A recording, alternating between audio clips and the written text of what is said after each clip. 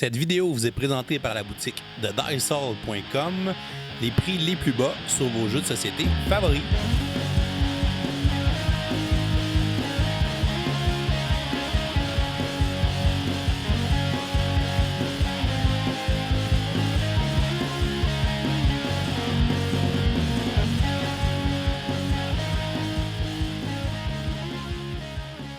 Salut les gamers, bienvenue à Professeur Board Game, je m'appelle David. Aujourd'hui à Board Game 101, je vous présente le jeu Flash 8, un jeu édité en 2019 chez le Scorpion Masqué, de l'auteur Johan Dufour. C'est un jeu pour 1 à 4 joueurs, on a donc un mode solo à l'intérieur, et les parties en multijoueur vont durer de 10 à 15 minutes, alors que les parties solo vont durer 4 minutes chronométrées.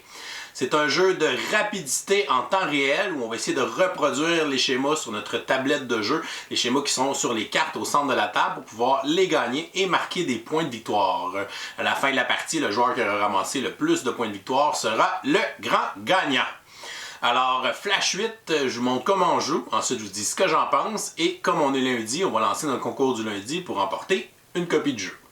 On va installer une partie pour 3 joueurs. Premièrement, chaque joueur va se prendre une tablette qu'il va placer droit devant lui. Et ensuite, on va placer nos 8 électrons sur notre tablette de façon aléatoire. On aura 3 électrons bleus, 2 électrons jaunes, 1 électron mauve, 1 électron rouge et 1 électron vert. Ensuite, on va placer un nombre de piles de 10 cartes égal au nombre de joueurs au milieu de la table. Donc ici, dans notre partie à 3 joueurs, on va avoir 3 piles de 10 cartes au centre de la table. Lorsqu'on va donner le signal de départ, tous les joueurs vont jouer en même temps, en temps réel, donc il n'y a pas de tour de jeu. Les joueurs vont utiliser leurs doigts pour faire glisser leurs électrons et utiliser la case libre de leur tablette pour pouvoir faire circuler les électrons pour tenter de reproduire les schémas qui sont sur les cartes au centre de la table selon leur position. Par exemple, si je veux reproduire le schéma qui est ici, je devrais avoir dans ma rangée du centre l'électron rouge, l'électron jaune et l'électron bleu. Donc si par exemple je monte l'électron jaune ici, je reproduis le schéma de la carte. À ce moment-là, je vais crier Flash et je vais prendre la carte et la placer à côté de moi. Elle me donnera des points de victoire à la fin de la partie. Et par la suite, on va continuer à bouger les électrons en même temps pour essayer de reproduire les schémas et de gagner les différentes cartes. La partie va continuer jusqu'à temps que toutes les cartes aient été gagnées par les joueurs. Et lorsqu'il n'y a plus aucune carte au centre de la table, on va mettre fin à la partie, on va passer au décompte final des points. Les joueurs vont gagner 1 point par carte et certaines cartes plus difficiles, comme les cartes qui est ici, qui ont un 2 étoiles, vont valoir 2 points de victoire. Donc les joueurs vont additionner leurs points et le joueur qui aura le plus haut pointage sera déclaré vainqueur. Si jamais on a une égalité, ça sera une victoire partagée. Et voilà, c'est comme ça qu'on joue à Flash 8. Je vous reviens avec mon opinion personnelle.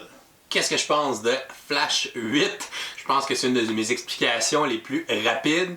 Je pense que c'est vraiment une de ses forces que ce jeu-là, on place sur la table, puis en fait, on n'a pas besoin vraiment de l'expliquer. On voit rapidement que, ok, ben là, les cartes sont au milieu, c'est des schémas, il faut que je refasse ces schémas-là en bougeant mes petits électrons sur ma tablette. Donc, on comprend les règles juste à voir le jeu, fait que littéralement, de donner 2-3 petits détails, puis on est prêt à jouer.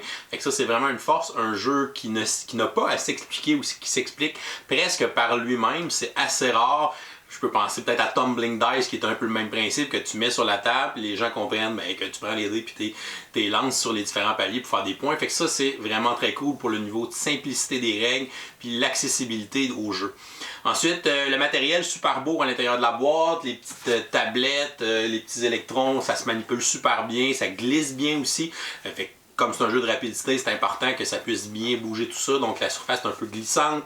Puis les électrons sont en plastique, fait que ça glisse vraiment bien. Il n'y a pas trop de frottement à ce niveau-là. De la façon qu'ils ont été conçus aussi pour minimiser ça. Et que ça se déplace très bien. Les cartes aussi de bonne qualité encore une fois. On a un insert dans la boîte pour que tout soit en place. Puis que ça ne bouge pas, que ce soit très bien rangé. Fait que ça aussi c'est le fun. Côté visuel aussi, je trouve que c'est un visuel qui est très cute.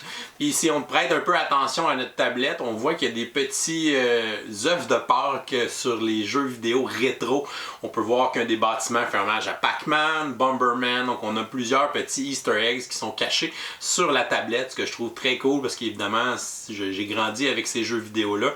Fait que de voir ces petits hommages-là, ben, je trouve ça cool dans la thématique visuelle qu'ils ont décidé de prendre pour le jeu. Ensuite, le jeu est très cool aussi parce que si je joue avec des plus jeunes, on a un moyen de se donner un handicap. En fait, on a un moyen de leur donner un avantage sur nous. Parce que si je joue avec un enfant de 6, 7, 8 ans, ben là, probablement que je vais être plus habile à faire mes schémas parce que je suis un meilleur en casse-tête et tout ça. À ce moment-là, c'est qu'on va enlever un de ces électrons bleus. Donc, il va avoir 2 cases libres sur sa tablette. Donc, il va pouvoir bouger plus facilement les électrons. Et il va avoir accès quand même à toutes les cartes. Donc, il n'y a aucune carte qui demande d'avoir les 3 électrons bleus. Donc, ça, c'est vraiment bien pensé, la façon de pouvoir niveler les chances ou le niveau de difficulté si on joue avec des plus jeunes ou si jamais tu as un enfant de 12 ans qui veut jouer avec son frère qui a 6 ans, mais à ce moment-là, on peut permettre aux garçons de 6 ans ou aux petits de 6 ans d'enlever un électron bleu pour que ce soit plus juste et que la partie soit plus serrée entre les deux. C'est un jeu qui demande un bon effort mental pendant qu'on y joue, donc ça dure peut-être un 7, 8, 10 minutes intense où il faut se concentrer. Et puis on est en compétition assez féroce avec les autres. Fait qu'évidemment, si je vois que quelqu'un est en train de faire une carte, il veut faire la même carte que moi, il faut que je me dépêche pour la faire avant lui, la prendre avant lui, puis que lui n'ait pas la carte, puis à ce moment-là, il va avoir perdu du temps. Donc c'est important d'être un petit peu à l'affût de ce que les autres font, mais c'est sûr qu'on est très concentré sur notre jeu. Sinon, je pense que c'est un jeu qui a un bon potentiel pour le côté éducatif.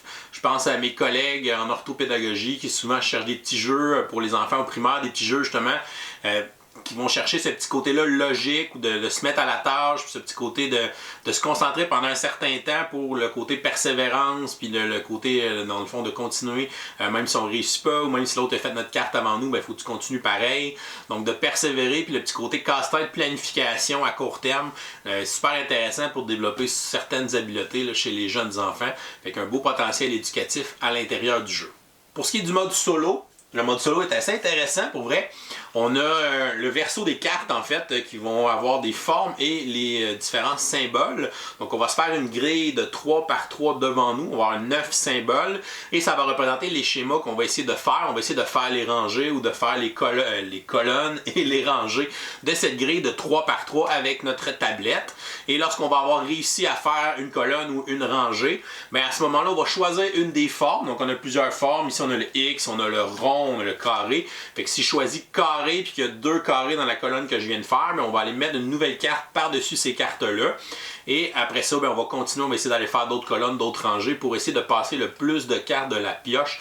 Donc il faut qu'il reste le moins de cartes dans la pioche à la fin de la partie. Et la partie solo dure 4 minutes chronométrées. Fait que c'est vraiment un challenge assez intéressant puis assez intense. Puis, il faut bien le gérer dans le sens que si j'enlève tous des électrons bleus, ben là, il n'y a aucun électron bleu dans ma grille de 3 par 3 et ça va être difficile parce que moi, j'en ai 3 sur ma tablette. Fait que ils vont être dans mes jambes puis il va falloir que je les tasse.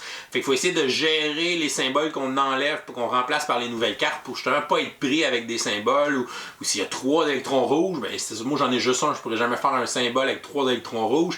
Fait que ça peut m'éliminer des colonnes s'ils ont 2 fois l'électron rouge, par exemple. Fait qu'il faut bien penser à quelle rangée ou quelle colonne je veux faire, puis il faut penser à quel symbole je vais éliminer.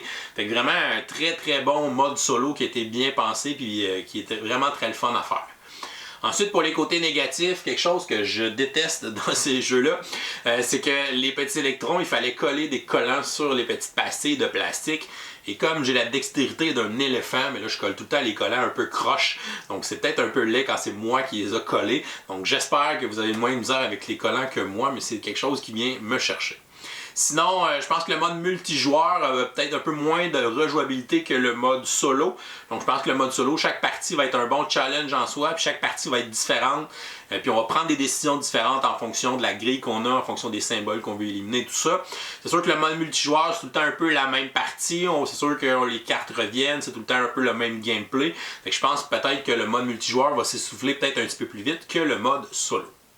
Somme toute, c'est un jeu que j'ai trouvé très intéressant, que j'ai beaucoup aimé. Je l'avais essayé au Salon du jeu de société de Montréal avec ma filleule de 12 ans et avec Hélène du Scorpion Masqué, qu'on salue d'ailleurs. Salut Hélène. Donc, et c'est ma filleule Florence qui avait gagné la partie, donc elle a joué contre 2 adultes puis elle a réussi à gagner quand même.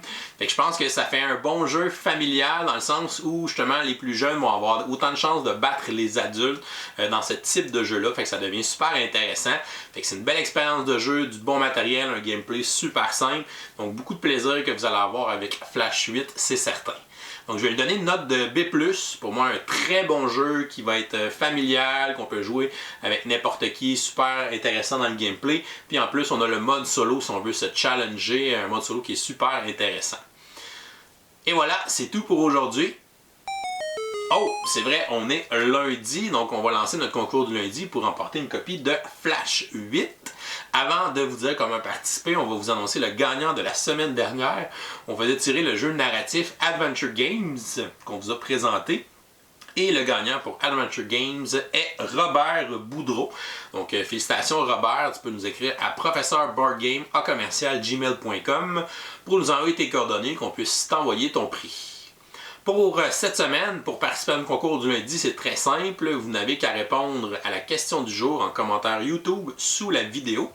La question du jour est la suivante. Quel est votre jeu de rapidité ou jeu en temps réel favori? Donc vous répondez à cette question et vous nous laissez la réponse en commentaire YouTube sous la vidéo. On vous donne jusqu'au dimanche 23 février pour participer jusqu'à midi heure de l'Est. Et si jamais vous êtes abonné à notre Patreon pour 5$ et plus, vous avez une chance automatique au concours. Donc si vous participez en commentaire, vous allez avoir une deuxième chance de remporter une copie de Flash 8. Donc bonne chance à tous pour ce nouveau concours.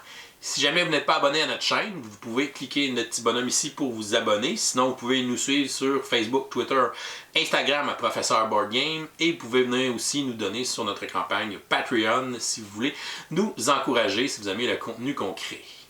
Je vous souhaite une excellente fin de journée et continuez de gamer.